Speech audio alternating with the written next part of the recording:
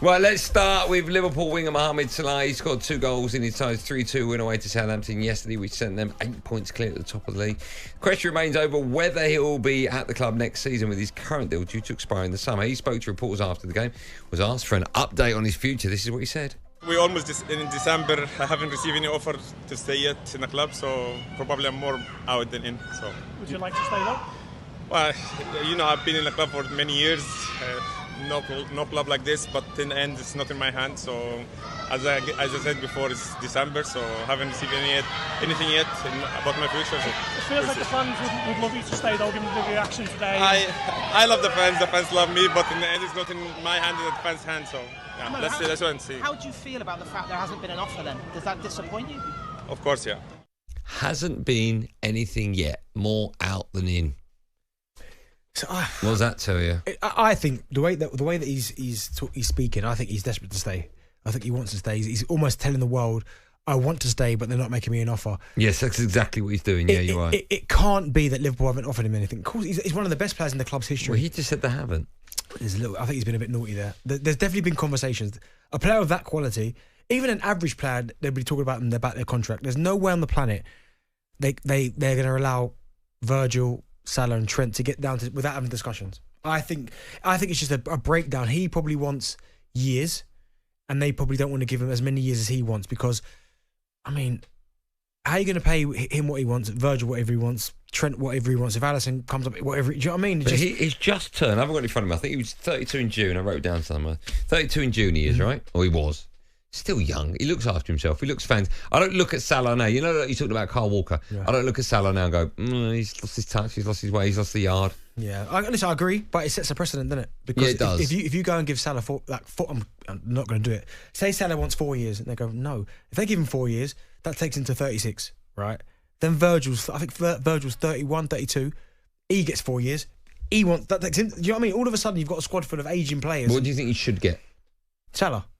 I would give, he's 32, you said. I'd give him 3 years. I agree. But that year, the last year's an option. We have a conversation. But definitely 2 plus 1, I'd give him. Van Dijk is 33, I've just been told. I mean, it's just... I know, but... What are you going to replace Salah with if you let him go now? You're going to save $400 a week for 2 years, right? A couple of weeks ago we read an article that Klopp was looking at Anthony before United snapped him up. No, but do you know what it is? I think... Snapped him up. I think there's certain players... Right, yes, that player for player, you will not replace Salah. You can't replace Virgil and you can't replace Alisson or Trent, right? But in that area of the pitch, you have to just find other ways. Now, they've got Jota. I know he's that injured, but they've got Jota, who's more than capable of getting goals. You've got Darwin Nunez, okay, a little bit hit or miss. Luis Diaz, Cody Gakpo. So that's 4 without Salah. If they were getting more game time, if they go and get 10 each, 15, not 15 each, 10 each, that will help soften the blow, and they'll go and sign somebody. But I always think when clubs go, fans go, we will never replace him. I get it, but Spurs probably thought that after Kane. Now, Kane's one of the best centre forwards on the planet. Yeah. And they almost look more rounded, not more rounded, They do, more of a team, because they don't just look to one person. Because also, other players have to step up. Yeah. And I think the same thing will happen there with Liverpool. But I would give him the 3 years. Okay. Let's move on and talk about your old side, Bentley. Arsenal, or your side. They were comfortable 3-0 winners at home to Nottingham Forest on Saturday. They are 4th in table, 9 points behind leaders Liverpool.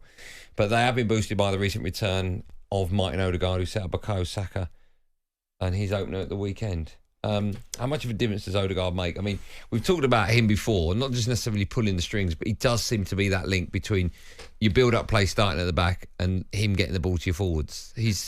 We knew he was a great player, but as soon as he's back, you go, wow, we've missed him. Yeah, he's just class, and he starts to press. He's the captain, he's the leader. He's got that bit of quality in the final third as well.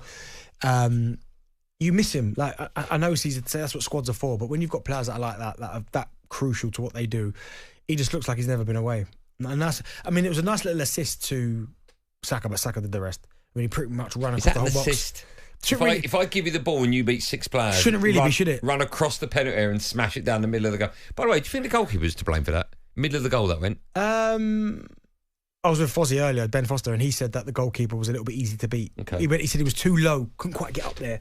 Okay. But no, I thought it was a great goal. It was. Great goal. But I think all goals, Thomas Partey's goal was lovely. Yeah. Ethan Wanyeri. Is he really 17? Yeah, is he? Yeah, of course yeah, he is he? Yeah. What are you trying to say?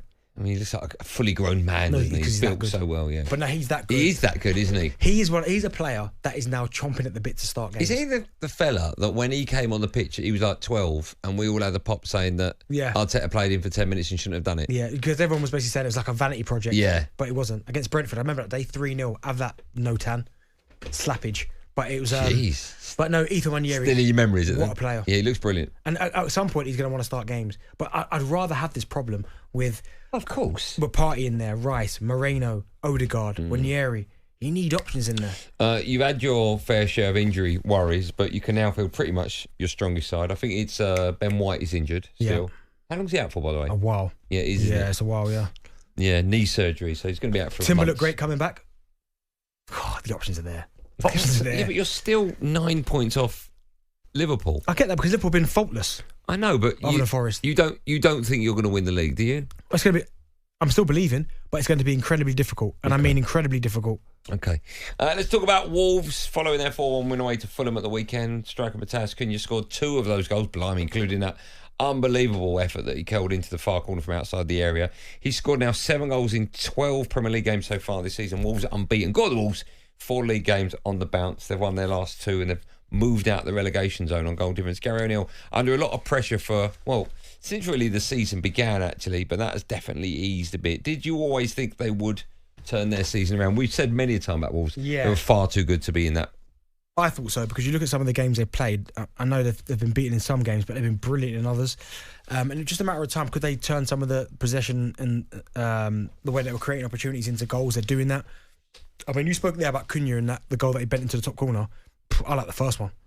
The pass from Lemina is unbelievable. Yeah. To take it down, and then just lift it over the goalkeeper. Effortless, isn't it? Effortless. Yeah. He is top draw, Cunha. And I like what Wolves do. I like the way that they play. They'll play with this kind of freedom. And I'm happy for Gary O'Neill because tough start to the season. I think also, let's not forget all the decisions that went against him. Exactly. VAR, people spoke about his job, talk about the investment into the football club, but the players believe in what he's doing, and they've got some top quality players there. But Cunha is the key. I think for them moving forward, he has to stay fit. I don't want to sell him, but could he play for maybe a big 6 side? He could play for anyone. I think he could play for anyone. Like if he played for Man City, he wouldn't look out of place. No, you're right, he wouldn't. Yeah. His touch, his vision, just drops into little pockets. He's starting to score goals. Could he go? Because obviously he's not European Cup tied, right? No. Could he go in January? Well, it depends if someone wants him bad enough. And also where they are, Wolves, because you want to hold on to him, right? There would be uproar, though, if he left Wolves in January. With them fighting like they are at the minute.